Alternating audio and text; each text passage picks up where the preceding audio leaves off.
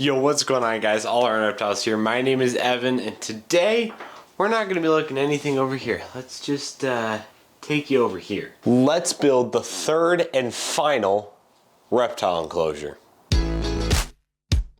Yo, what's going on, guys? All right, we are back home. We have the animals. I'd become a plant parent. Now, this enclosure that I'm building today is going to be a revamp of what I did previously with this enclosure. So the first step is to disassemble this entire enclosure. So I'm gonna go take my hobby knives and just start chopping away at this old, pretty disgusting spray foam silicone monstrosity.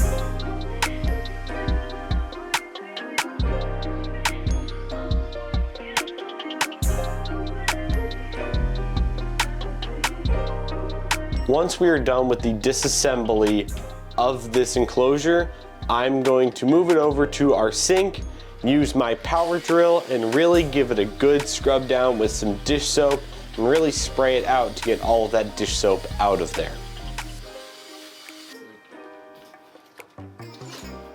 Once I'm done washing it, we're gonna let it sit to dry and we can move over to cleaning up this cork bark.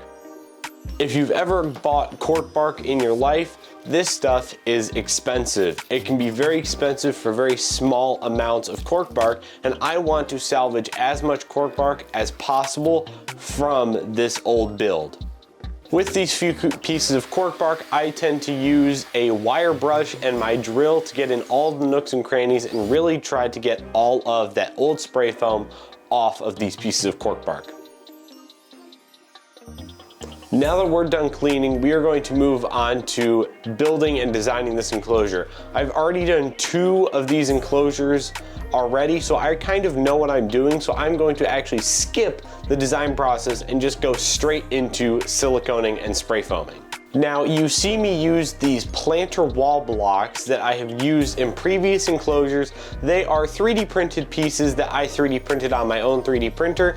You can just use any normal cup or anything to make those round holes in your background. Now that we're done with one side and it is fully cured, we're going to flip it to the other side and start spray foaming and siliconing that area.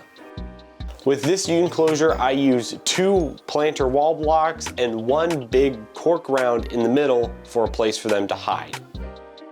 Now that everything is spray foam and cured in, we can start the carving process.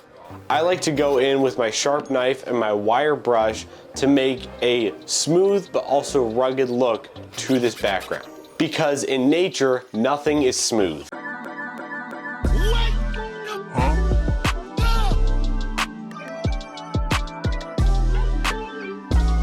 After carving both sides, we are going to take this 100% black silicone and silicone every spray foamed piece.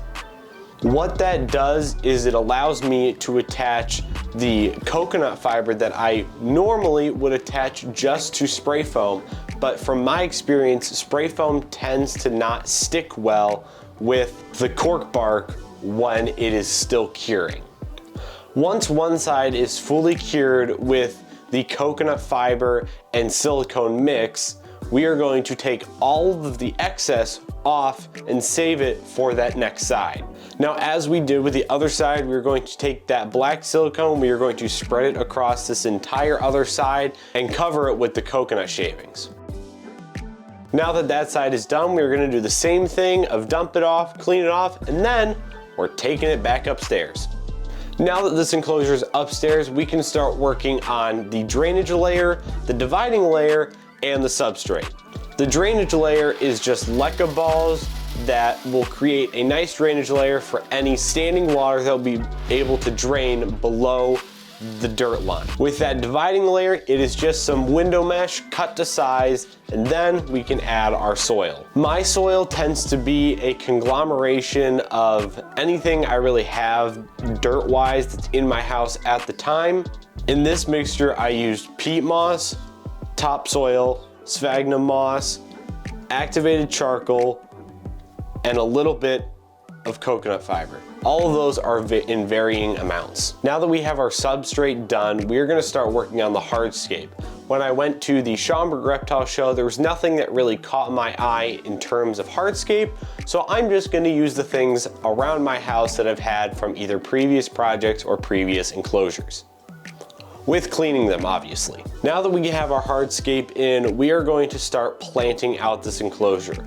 I only had 2 types of plants that I wanted to add into this enclosure, so I went to the Schaumburg Reptile Show and picked up some more. Without further ado, let's show you the final results of this enclosure.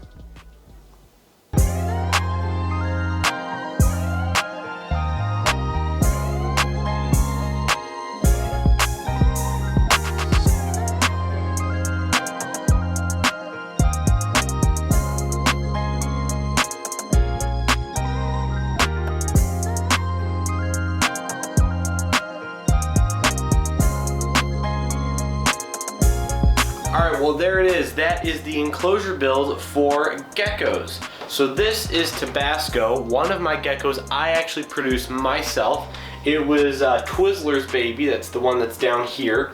And he is finally about a year old now, and plenty big enough to go in this enclosure. So let's get him in here. Oh. Yeah, look at that, buddy. Just right out of nature right there. Well, that is going to do it for this video of All in Reptiles. Hope you guys enjoyed. And if you want to see more of these enclosure builds, there will be more out next summer. But unfortunately, I gotta go back to college. So if you want to see more college videos and other stuff like that, let me know in the comments down below. And with that being said, I will see you in the next video.